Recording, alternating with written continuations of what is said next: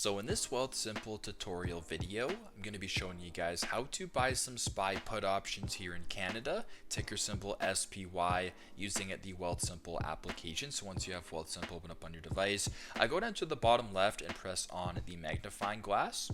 Then once you're here, you can either go to the options tab, which I have actually open right now, press on where it says more in the bottom right, slide all the way down to where it says SPY or SPY, and then press on it that way. Or what you can do as well, which works the exact same way, is to get out of this, you can go to the search bar right here at the top, type in ticker symbol SPY, press on that here, the first option, then press on buy, and then press on options. It takes you to the exact same screen. Now, if you wanted to buy SPY or SPY put options, make sure that at the top here where it says SPY will rise by, press on where it says rise and it's underlined, press on that, and then press on put option. So you can go ahead and press on put option right here to make sure that it says SPY will fall. You can also change the date by pressing on the date right here and selecting whatever date you wish you want the options to expire.